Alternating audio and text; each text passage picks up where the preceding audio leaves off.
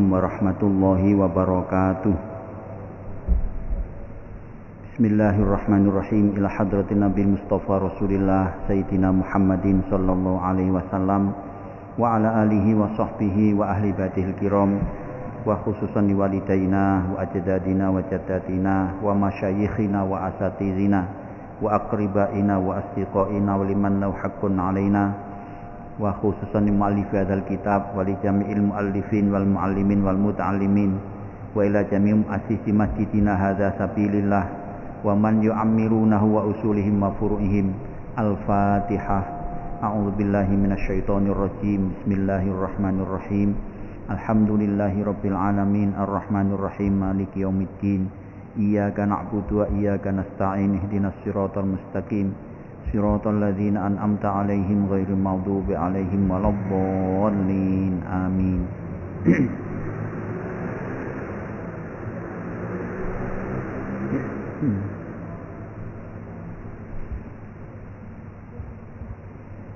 Bismillahirrahmanirrahim. Masih melanjutkan bab tentang haulil maut, tentang kesulitan-kesulitan atau keberatan-keberatan dalam kematian. Pada hari Kamis lalu sampai pada cerita tentang Sa'ad bin Abi Waqqas ini. Ditanya oleh anaknya,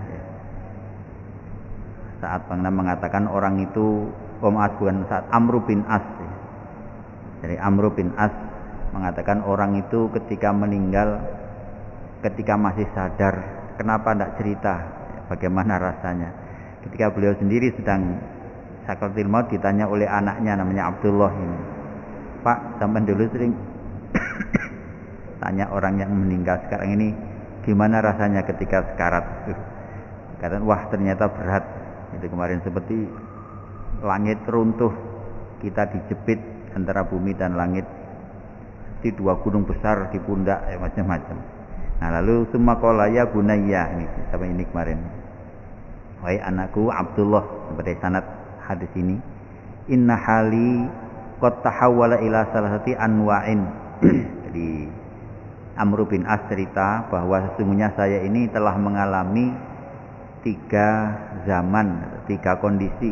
Jadi tahawwalu berubah dari 3 situasi. Pertama, fakuntu fi awalil amri akhrasun nasi ala qatli Muhammadin sallallahu alaihi wasallam. Jadi pertama kali ketika saya masih jahiliyah dulu, tahu ada Muhammad bawa ajaran agama baru, saya termasuk orang yang paling ingin membunuh Muhammad waktu itu. Jadi dia mengenang masa lalunya ya. Faya wailatah lau muttu fi dzalikal waqti. Maka alangkah celakanya seandainya saya mati waktu itu.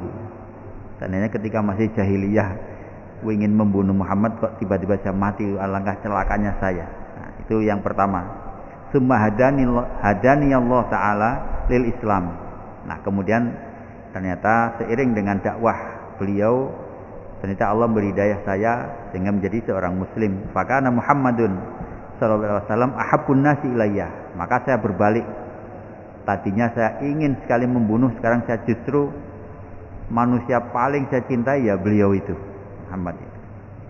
Nah maka yang ketiga, wala anni ala saroya, dan saya juga mengalami situasi ketika setelah menjadi seorang muslim, menjadi orang sangat mencintai Nabi Muhammad.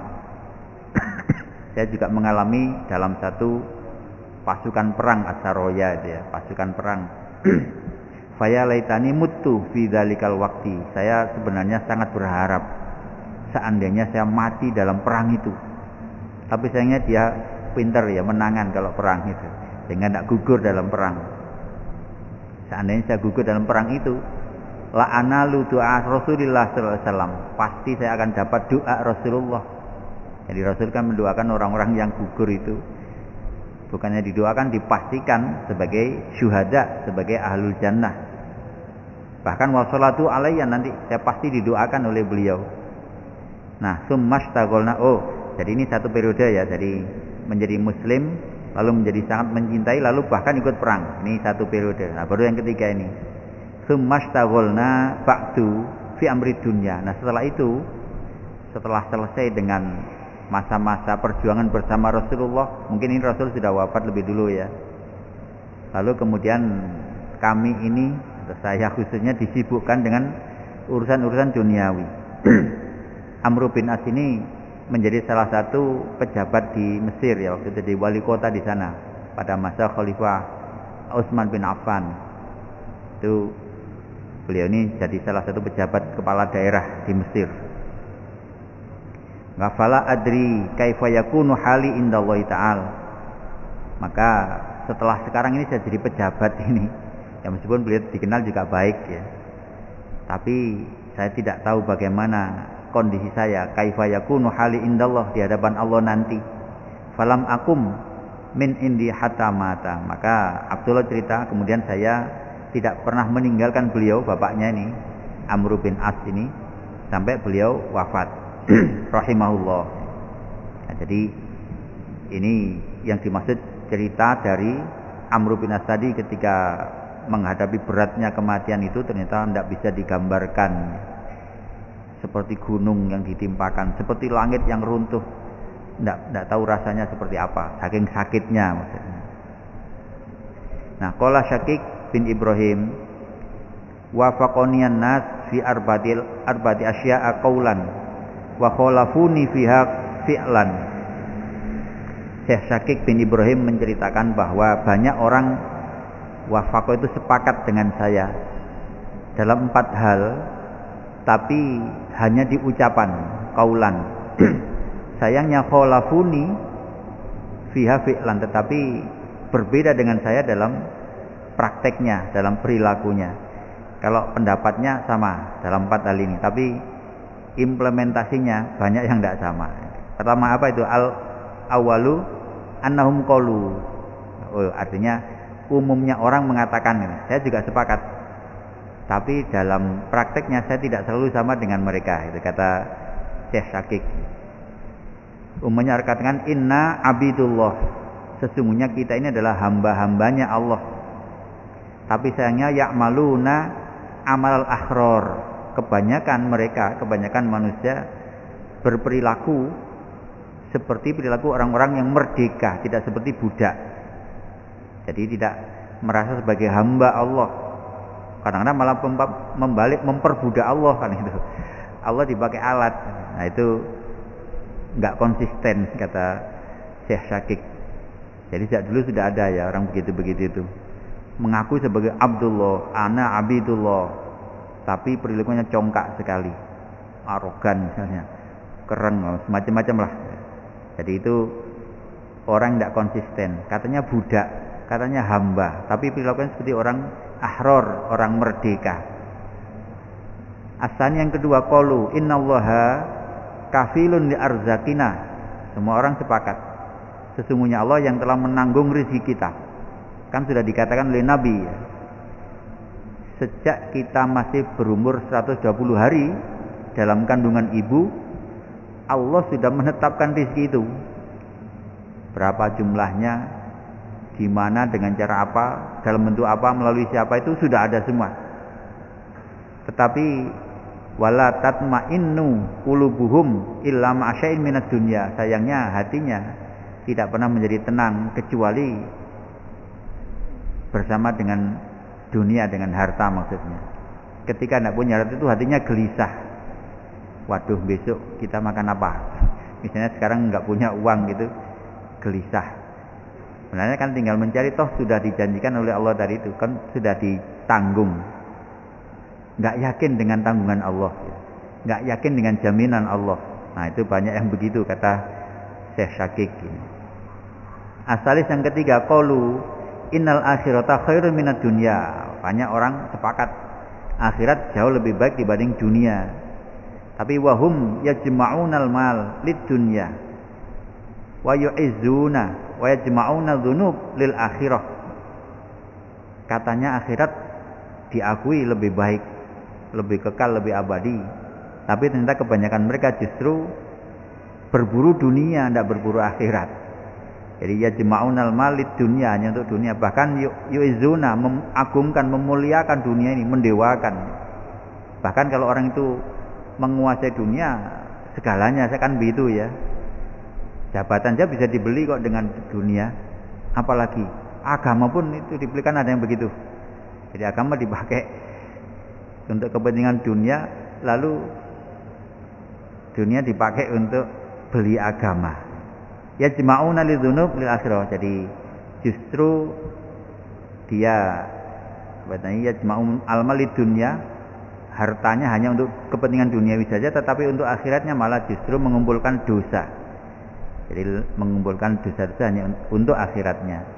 Warabi yang keempat, qalu la buddalana minal maut. Nah, ini mahlu syahidnya. Semua orang pasti mengakui pasti kita akan mati. Tapi wahumnya wa ya'maluna a'mala qaumin la yamutuna, tapi perilakunya seperti orang yang tidak akan mati. Artinya tidak membuat persiapan gitu. Katanya percaya pasti mati, tapi kok hidupnya santai-santai saja. Tidak waspada sama sekali dengan kematian. Bandingkan dengan orang yang akan pergi jauh, pergi haji itu kan beberapa bulan sebelumnya sudah siap itu. Koper aja sebulan sebelumnya sudah datang kopernya itu. Apanya kan sudah begitu, sudah divaksin, sudah cek kesehatan, wah segala macam.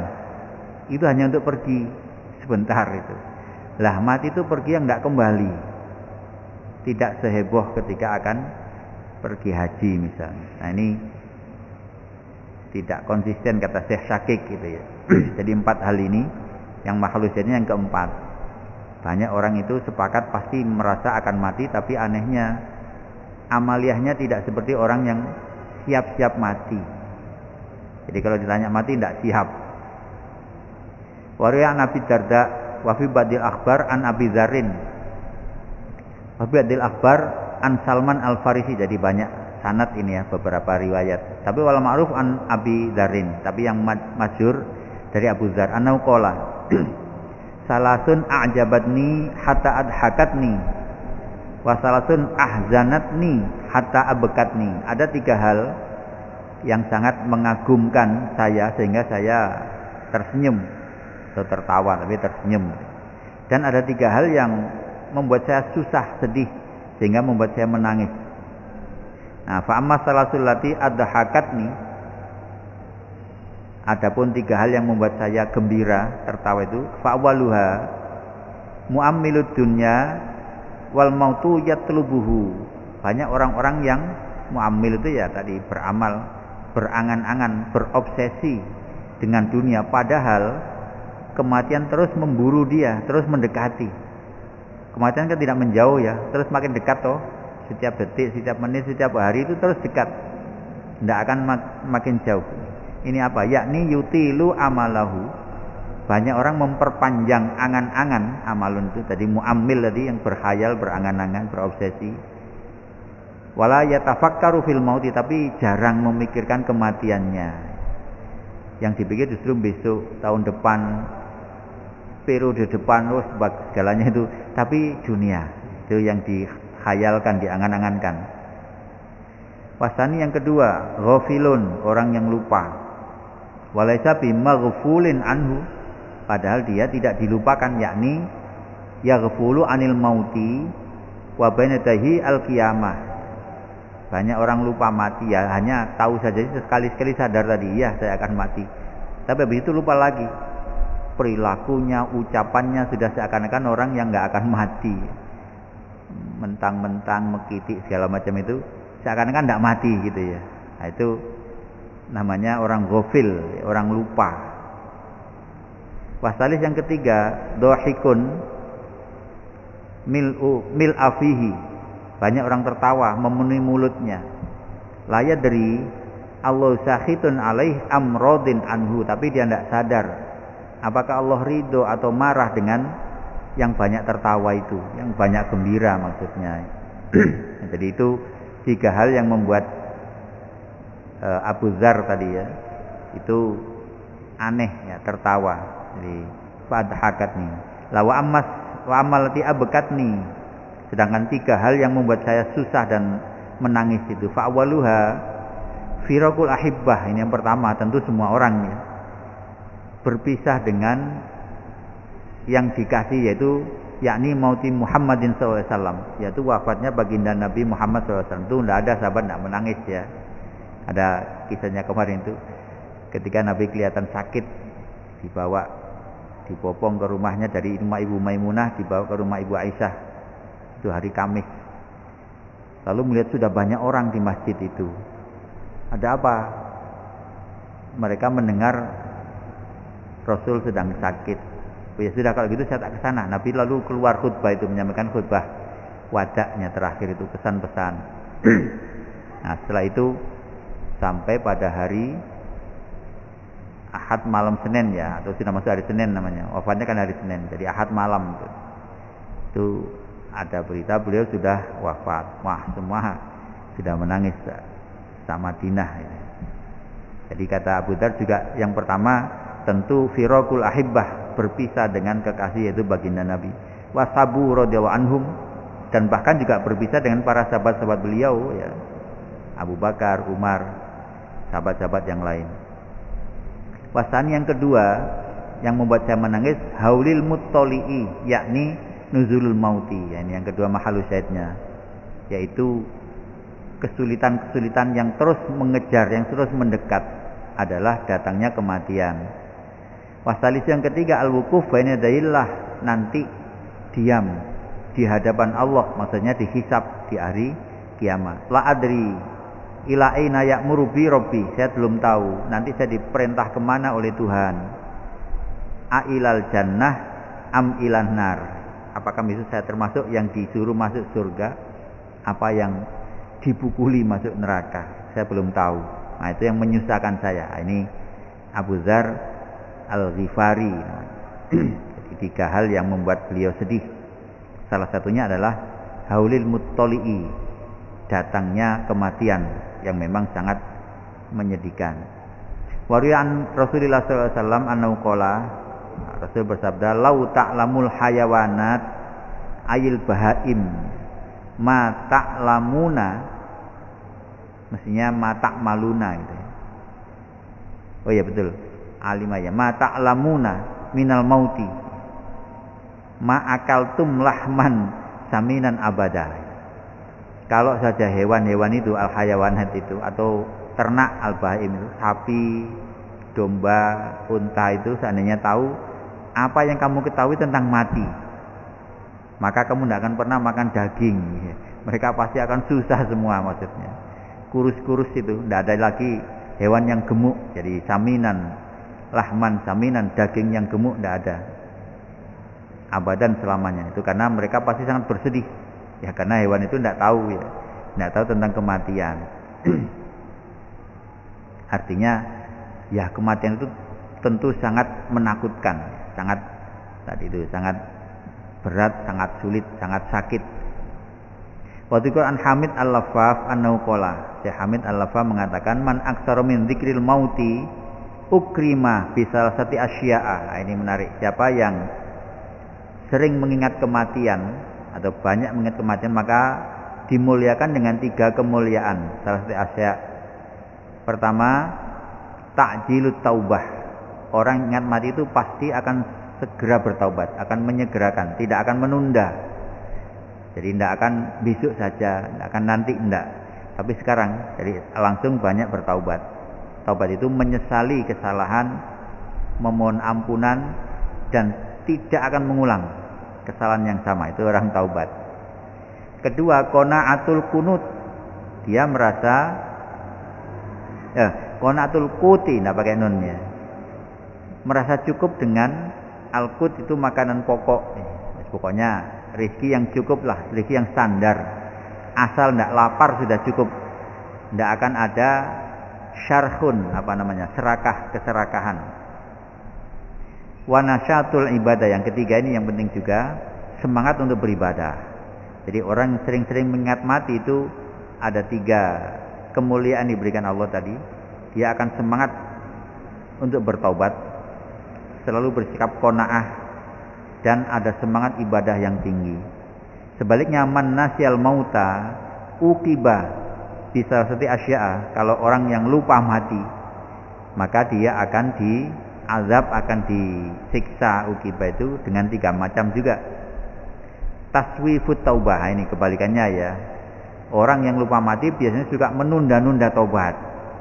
Besok aja kalau sudah umur 40, sudah 40, besok kalau 60, tahu-tahu belum 60 sudah mati duluan. Jadi taswif itu menunda. Menunda taubat termasuk iqab, termasuk hukuman dari Allah. Yang kedua, tarkur ridho bil kafafi, ini lawannya tidak punya qanaah, tidak ridho dengan kecukupan. Serakah tadi itu ya, apa namanya, obsesinya terlalu besar, obsesi duniawi maksudnya ya. Jadi tarkur ridho bil kafaf, selalu merasa kurang dengan apa yang ada. Ya memang nggak ada ukuran ya, kaya itu berapa atau miskin itu seberapa, itu kan tidak ada, tergantung bagaimana merasakannya itu, bagaimana mensikapi. Orang kaya itu orang yang tidak merasa kurang, itu namanya kaya. Tapi kalau masih merasa kurang, itu namanya miskin. Jadi tidak enak. Miskin kan bahasa Arabnya fakir ya. Fakrun artinya butuh, masih merasa perlu sesuatu yang belum tercukupi, itu namanya fakir. Nah maka tarkur ridho bil kafaf ini termasuk hukuman, tidak enak orang kurang itu. Kan tidak puas ya, wong kurang. Yang enak itu merasa tidak kurang, bahkan merasa lebih, dia mau berbagi dengan orang lain. Nah itu orang bahagia sesungguhnya itu ketika dia tidak merasa kurang, bahkan merasa kelebihan itu. Nah yang ketiga, wattakasulu fil ibadah, ini malas ibadah, itu tanda orang yang lupa mati.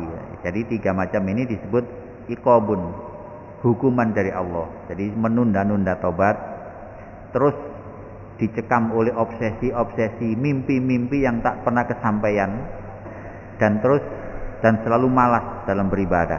Awal iyadzubillah. Jadi ini hikmah dari selalu atau sering paling tidak mengingat mati, itu ada 3 kemuliaan tadi itu.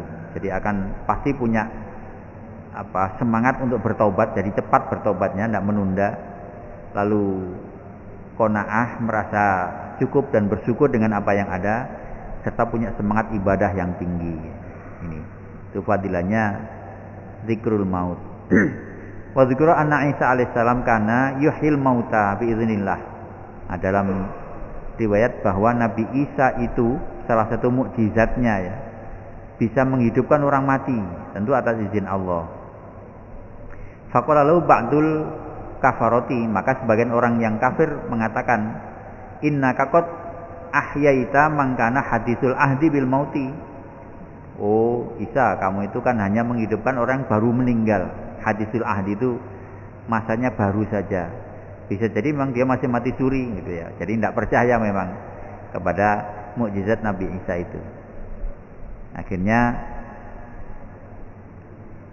wala allahu lam yakun mayitan, ini jangan-jangan memang orang itu belum mati. Nah, maka fauha lana man mata, fahyi lana man mata fi zamanil awwali. Maka orang itu minta, Isa, coba kalau kamu bisa hidupkan orang yang mati di zaman dulu, orang dulu-dulu. Misalnya orang yang sudah mati 1000 tahun lalu. Nah, faqala lahum, maka Nabi Isa jawab, ikhtaru man syi'tum, ya sudah, silakan kamu pilih mana yang orang kamu anggap sudah lama meninggal. Nah, jadi ditantang sekalian ya, tentu atas izin Allah ya, jadi bukan karena Nabi Isa-nya. Jadi mukjizat, karomah itu bukan untuk dipamerkan, tapi ketika ada tantangan orang kafir, maka biasanya Allah memberi izin, silakan, kan gitu. Nabi Musa kan gitu, ditantang oleh tukang sihir, silakan keluarkan apa yang kamu punya. Tali-tali jadi ular kan gitu. Nah, Nabi Musa diperintah, sudah lempar aja tongkatmu, dilempar sudah habis semua. Maka sama Nabi Isa juga menantang, kalau kamu nggak percaya bahwa yang saya hidupkan betul orang yang sudah mati, silakan kamu pilih mana. Maka faqalu ahyilana Sam bin Nuh. Nah, ini jadi tidak tanggung-tanggung. Coba Isa, kamu hidupkan untuk kami Sam. Mereka tahu rupanya di Injil ada ya informasi tentang Nabi Nuh punya anak namanya Sam. Sam itu tentu sudah lama, sudah berapa ribu tahun yang lalu. Maka faja ila qabri. Nah, rupanya mereka tahu kuburannya ini. Maka Nabi Isa dan mereka datang kepada kuburan Sam ini. Wa shalla raka'ataini. Ya, Nabi Isa sholat 2 rakaat. Allah Ta'ala berdoa kepada Allah. Fa ahyallahu Sam bin Nuh. Nah, ketika itu lalu Allah menghidupkan Sam bin Nuh ini. Anaknya Nabi Nuh itu hidup. Maka fa idza ra'suhu wa lihyatuhu qad abyadata. Ternyata rambut dan jenggotnya sudah putih semua. Fakila ma hadza. Ditanyakan, kenapa kok begini? Inna syaiba lam yakun fi zamanika. Orang-orang heran, lu kok bisa putih beruban? Dulu kan ketika kamu meninggalkan belum putih gitu. Jadi entah mungkin ada di riwayat itu ya di Injil, Syam ini anaknya Nabi Nuh ini ketika meninggal masih hitam, nggak ada rambut beruban waktu itu, tapi sekarang kok jadi putih semua. Nah, baru kita qala sami'tu an-nida fadhanantu annaha al-qiyamah. Jadi tadi itu saya mendengar ada panggilan. Nida itu undangan atau panggilan. Saya kira ini sudah kiamat. Maka fasyaba sya'ra ra'si walihyati minal haibati. Seketika itu yang rambut saya tadinya hitam, seketika jadi putih berubahan. Begitu juga jenggot saya ini yang tadinya hitam langsung kontan jadi putih karena ketakutan. Ketakutan datangnya hari kiamat. Fakila, nah ditanyakan, mundu kam anta mayyitun. Sejak kapan zaman meninggal? Qala mundu arba'ati alafi sanatin. Saya ini sudah meninggal 4000 tahun. Jadi zaman Nabi Nuh sampai Nabi Isa itu 4000 tahun jaraknya. Wa ma zahabat anni sakaratil maut. Jadi enggak hanya mati aja. Selama 4000 tahun itu enggak pernah hilang rasa sakitnya kematian itu dari saya. Nah, jadi ini cerita dari Sam bin Nuh ya, anaknya Nabi Nuh. Itu gambaran bagian dari mukjizatnya Nabi Isa alaihissalam yang tadinya ada orang tidak percaya, paling-paling hanya orang yang baru mati. Coba yang lama, ternyata bisa. Tentu semuanya biiznillah, kan itu kata Allah ya. Iztuhil mauta biizni. Ketika kamu bisa menghidupkan orang mati atas izinku, kata Allah. Nah, jadi ini namanya mukjizat, hal-hal yang luar biasa yang melemahkan akal manusia. Tapi yang ini diceritakan adalah bahwa kematian itu sungguh sakit. Bagaimana anaknya Nabi Nuh ini cerita.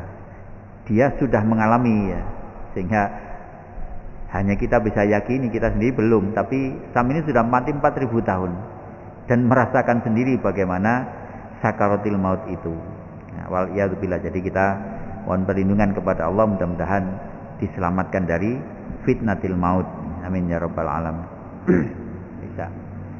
Astaghfirullah Rabbal baraya, astaghfirullah minal khotoya, Rabbi zidni ilman nafi'a wa waffiqni amalan sholihan maqbula. Subhanakallahumma wa bihamdika asyhadu an la ilaha illa anta astaghfiruka wa atubu ilaik. Assalamualaikum warahmatullahi wabarakatuh.